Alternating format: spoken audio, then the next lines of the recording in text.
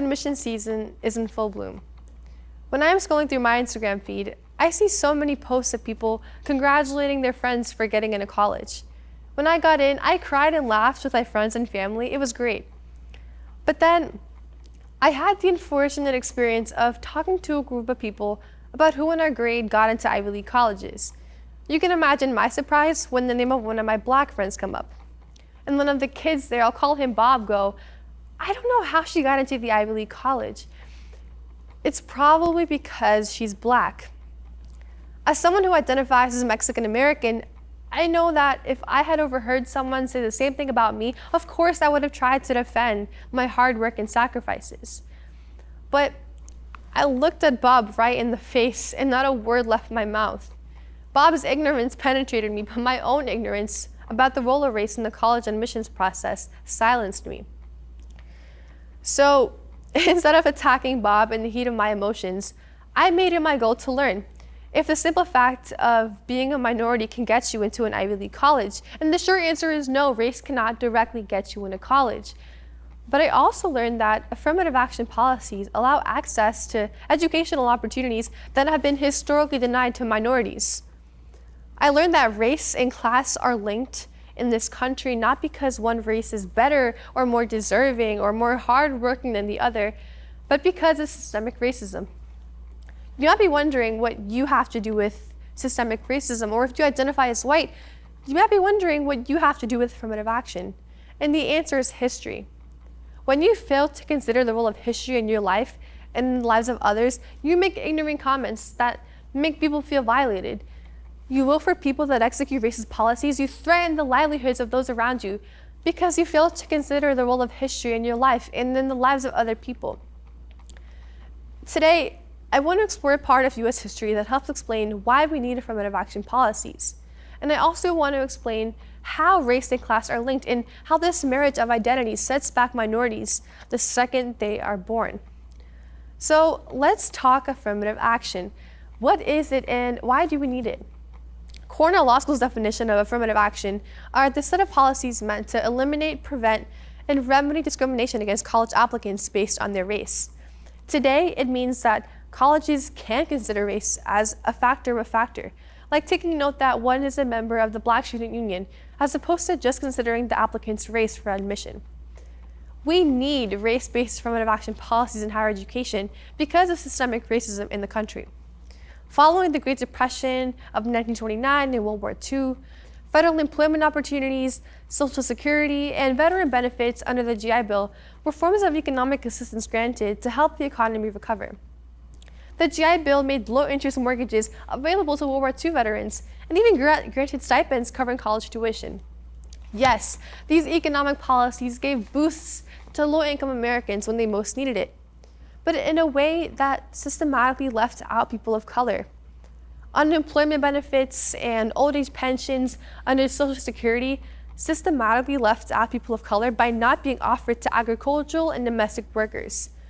The legislation, by excluding agricultural and domestic workers from Social Security, meant that over 60% of all employed Black people had no access to Social Security benefits because 60% of all employed Black people would only be hired as agricultural and domestic workers in the first place. In the suburbs of northern New Jersey and New York, over 67,000 mortgages were insured by the GI Bill. Yet, fewer than 100 mortgages were taken out by non-white people. The government granted power to state authorities so that those state authorities could determine who they thought deserved veteran benefits and low-interest mortgages.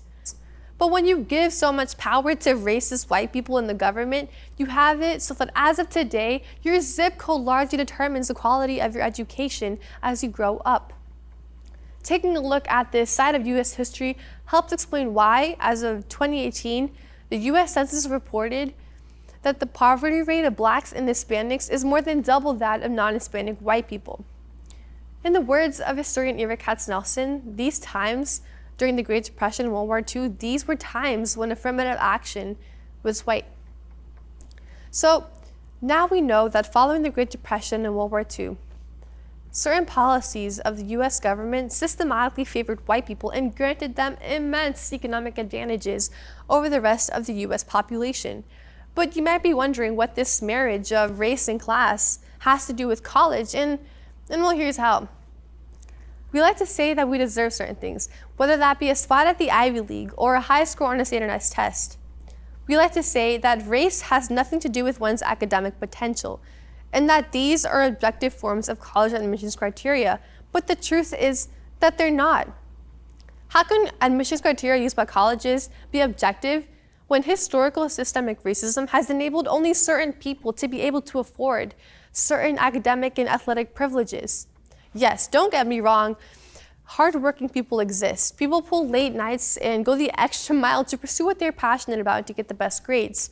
And yes, rich people of color exist too. Not all minorities are poor. But systems of power in the US, time and time again, prevent hard work and passion from defining merit. Like the American civil rights theorist Lenny Grenier says, most of the merit used to qualify college applicants as of today are really mere reflectors of wealth, race, and not much else. It seems that criteria used to qualify college applicants systematically favor white people in a way that is not recognized by opponents of affirmative action. People that claim that affirmative action gives a boost to undeserving minorities, or that it's reverse discrimination against white people, seems to have little understanding of what affirmative action really is, and really little understanding of what the law does. Admitting someone into college purely based on their race is unconstitutional and violates the Civil Rights Act of 1964. So there goes Bob's entire argument. Discrimination is illegal. So the legality of reverse discrimination is legally just not permissible and impossible. And in terms of undeserving minorities getting into college and not being able to keep up with the pace, all I have to say is that it's the duty of colleges and universities to meet the needs and shape the future leaders of this nation. If an undeserving minority can't keep up with the pace of college or a university because of, I don't know, their historical oppression, it's the duty of that academic institution to critically recognize their own institutional flaws and to fight and meet the needs of all of their students, not just to be satisfied with the needs met of their emotionally, economically, and historically privileged white students. Until the needs of all of our students can be met, our educational system still needs work. When talking about affirmative action, legacy status and alumni contributions are often left out of the conversation. When slim measures are taken to help solve structural racism, people riot both in and out of court. But what is not under attack are the 36% of legacies Harvard admitted over the course of 6 years, at least according to a study done by Daniel Golden. During those same 6 years, only 6% of non-legacies were accepted. So take those numbers into account. 36% of legacies were accepted as opposed to 6% of non-legacies. When affirmative action tries to increase diversity, people cry because it's unfair to white people, while over the same course of those 6 years, recruited athletes at Harvard enjoyed an 86% acceptance rate for their own unfair access to sports like lacrosse and squash and crew. Our attack should not be on affirmative action. Our focus should be on dismantling the systemic injustices still prevalent today, like how one's access to academic resources is limited by their zip code. Our focus should not be on affirmative action. Our focus should be on dismantling the boosts that white families get for their own unfair access to academic and athletic resources.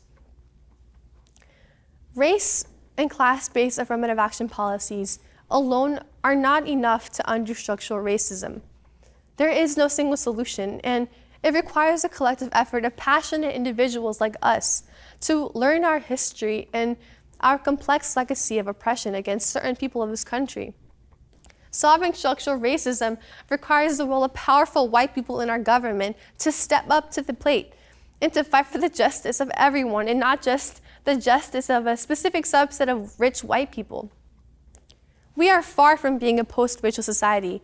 Black and Latinx students still remain as underrepresented in higher education as they were in the 80s, when higher education was starting to use affirmative action policies. We need to do a better job of listening to each other. How can we enjoy the benefits of living in such a diverse country if we fail to actively engage with one another?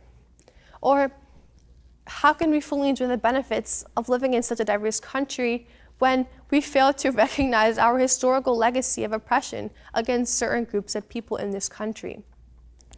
By diving into the heinous history of the US, I learned that yes, white people did help the economy recover during the Great Depression and after the Second World War, but the legislation enacted to make this recovery possible was written in a way to explicitly deny benefits to certain groups of people based on their race.